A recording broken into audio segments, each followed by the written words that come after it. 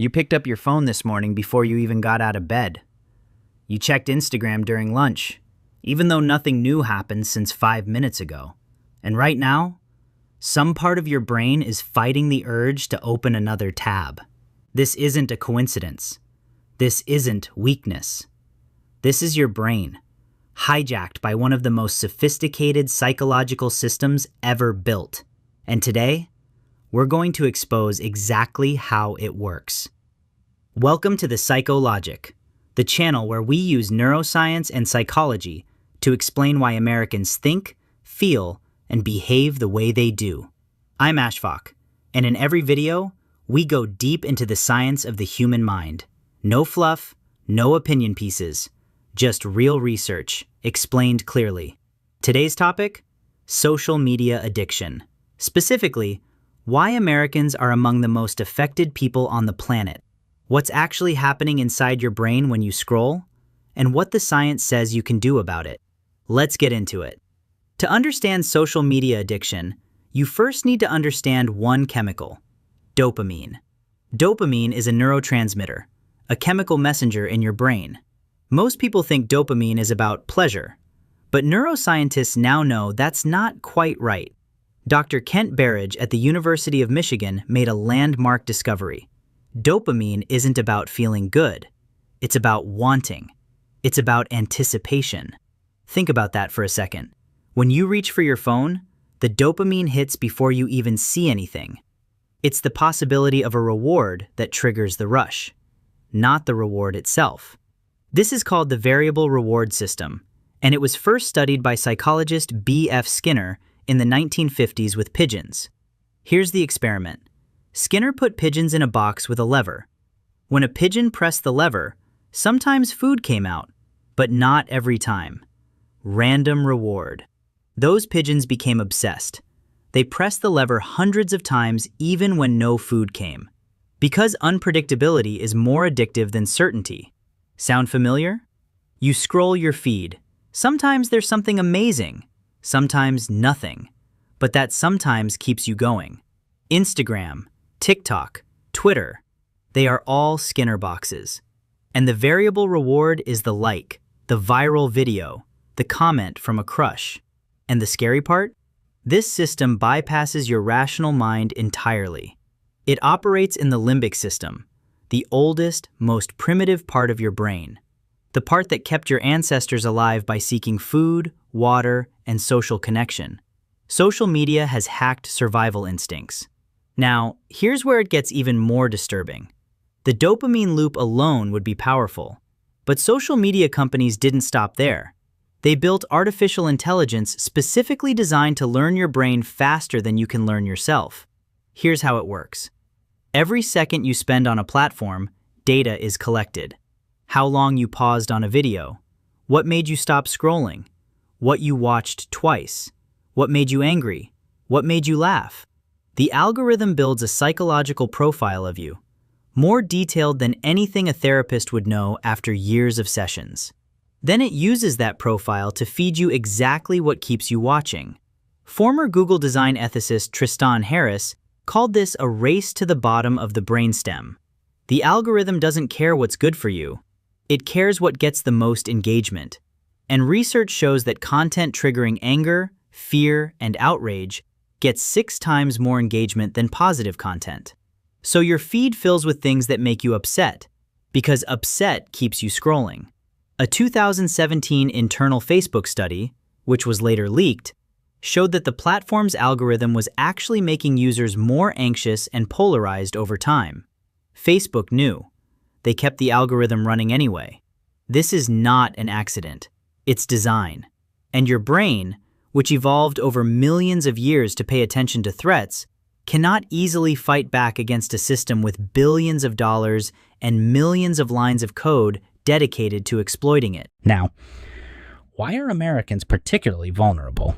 The United States has the highest social media usage rate among major developed nations. According to Pew Research, 72% of American adults use at least one social media platform daily. Among teens, it's over 95%. But why America specifically? 3 psychological factors make Americans uniquely susceptible. Number 1, individualism. American culture is built on the idea of the individual, your achievements, your brand, your story. Social media is the perfect stage for performing individual identity. Likes and followers become measurements of self-worth in a way that feels uniquely American. Psychologist Dr. Jean Twenge, author of iGen, found that American teens tie their self-esteem directly to social media validation more than teens in collectivist cultures like Japan or South Korea. Number 2, the loneliness epidemic. In 2023, the U.S. Surgeon General declared loneliness a national health crisis. Americans report having fewer close friends than any previous generation. Social media fills that void, but imperfectly. It gives the feeling of connection without the neurological benefits of real human contact. Real social bonding releases oxytocin, the trust hormone. Scrolling through someone's Instagram does not.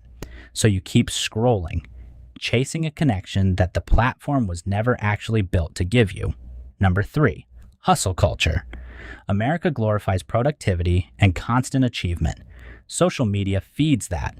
Every successful person's highlight reel creates social comparison, which psychologists call upward social comparison. And studies show it directly increases anxiety and depression. These 3 forces, individualism, loneliness, and hustle culture, create a perfect psychological storm. And Silicon Valley was built in America by Americans who understood this psychology deeply. So what does long-term heavy social media use actually do to your brain? Research from the last decade paints a concerning picture. Attention span. Microsoft research found that the average human attention span dropped from 12 seconds in 2000 to 8 seconds in 2015, right alongside the rise of smartphones and social media. Your brain adapts to constant switching, making deep focus increasingly difficult. The prefrontal cortex. This is the part of your brain responsible for decision-making, impulse control, and long-term thinking. Heavy social media use, especially in adolescence, is associated with reduced gray matter density in the prefrontal cortex. Your brain literally restructures itself around the habit. Anxiety and depression. A landmark study from the University of Pennsylvania in 2018, one of the most rigorous ever conducted, found that limiting social media to 30 minutes per day led to significant reductions in loneliness and depression after just 3 weeks. Sleep disruption. Blue light from screens suppresses melatonin, your sleep hormone. But the psychological effect is even worse. The emotional stimulation of social media activates your stress response right before bed, elevating cortisol and making deep sleep harder to reach. And here's the most disturbing part. The brain changes caused by social media look remarkably similar to those caused by substance addiction on brain scans. The same reward pathways, the same withdrawal symptoms, the same tolerance buildup, needing more stimulation over time to feel the same effect. Now, the good news. The brain is neuroplastic. It changes. And the same research that shows damage also shows recovery. Here's what the science actually supports. 1. The 30-minute rule. The University of Pennsylvania study showed dramatic improvement with just 30 minutes per day across all platforms combined. You don't have to quit, but the dose matters. 2. Scheduled checking. Instead of checking your phone reactively, every notification, set 2 or 3 fixed times per day. This breaks the variable reward loop. Your brain stops expecting a dopamine hit every 5 minutes. 3. Replace, don't just remove. The dopamine system needs stimulation. If you remove social media without replacing it, cravings win. Replace scrolling with something that also gives dopamine. Exercise, music, creative hobbies. These trigger the same system, but with longer-lasting neurological benefits.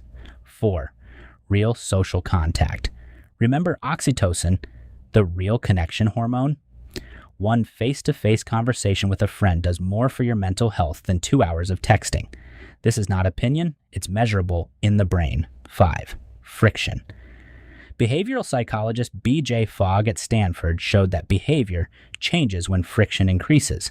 Log out of apps after every use. Delete apps from your home screen. Move your phone charger out of your bedroom. Small barriers create big behavioral shifts. Your brain was built over millions of years of evolution to survive, connect, and grow. Social media was built over 20 years to capture attention and sell it. Now that you understand the game, you can play it differently. This is Psychologic. We'll see you in the next one. And if this video made you think, subscribe, because we've only just started going deep.